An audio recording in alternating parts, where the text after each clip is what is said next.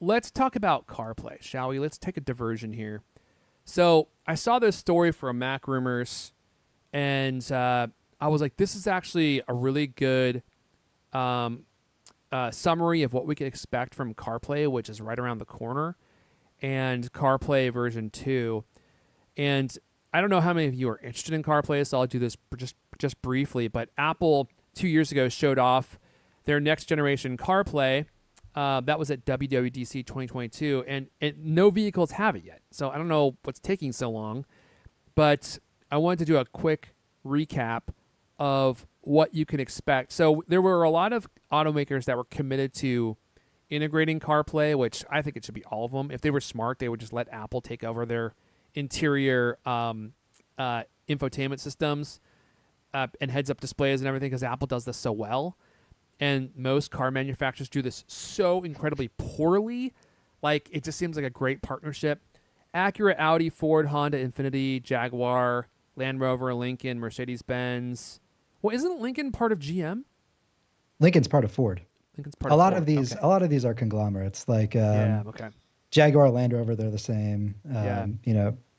Nissan, Infiniti, a few on this list. So we got Mercedes, Nissan, Polestar, Porsche, Renault, and Volvo. Volvo are all the car manufacturers that were committed. We're not sure if that list has changed. That was at the time when they made the announcement. But here are the new features that you can expect. So the beautiful iPhone-like instrument cluster integration. So imagine your speedometer and the information behind your steering wheel just being a big, beautiful display powered by CarPlay. There are also new climate controls, so being able to control climate from your car. There's multi-display support, so you can have multiple displays, all being driven by CarPlay. So essentially it takes over all the screens in your car for the most part. There's widgets just like on your phone that show you a variety of information, current trip, your calendar, air quality, different clocks and stuff like those great widgets that you have on your iPad, on your iPhone. Those are available in CarPlay. They have a new FM radio app. I didn't even know that people still listen to FM radio. Is that still even a thing? I guess so. Who listens to the radio, man? The entire radio industry is like nothing but ads these days. And every once in a while, they'll play you a bad song. It's baffling to me that people listen to radio, but there you go. In iOS 17.4, it included some hidden code-level references to 8 new CarPlay apps that may also be something that end up in the next version of CarPlay. So auto settings, this app will let you manage paired iPhones and adjust vehicle settings. That would be cool. Car camera, this app will display the vehicle's rear view camera feed. It's interesting. Charge for electric vehicles, obviously. This app will display battery level, charging status, time remaining until the battery is fully charged, and more. There's the climate app that lets you see and control the vehicle's climate. Closures. This app will display if any of the vehicle's doors are opened. It might also display vehicle warning symbols. Media will provide access to AM and FM radio station controls within CarPlay, along with other media options like SiriusXM. Tire pressure. This app will display that would actually be super useful. I'm a tire pressure hawk, man. Like, I'm always going out there and checking my tire pressure because it drastically affects your gas mileage.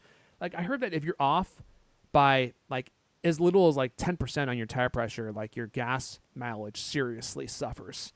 So I'm always watching that.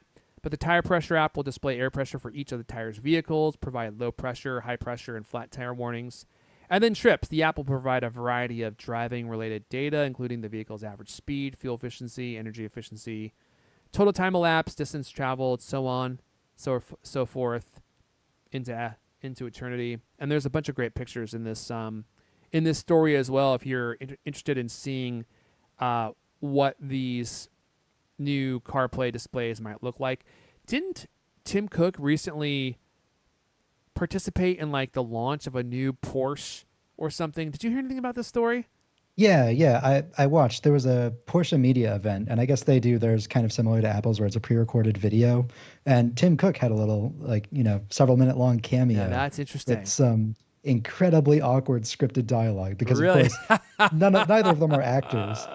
Like, yeah. if it's a pre-recorded video, they should know better than to like have, oh, hello, Tim, how are you?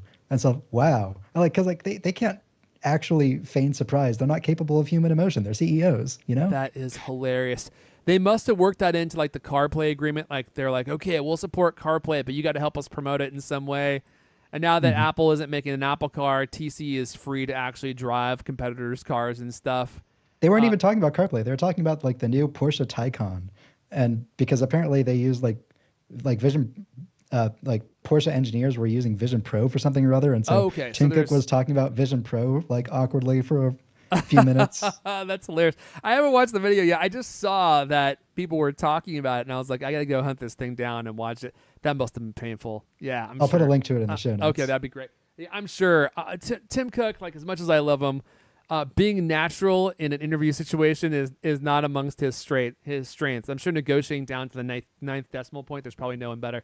But doing keynotes and interviews and stuff, that was definitely more Steve Jobs style. But that's pretty funny.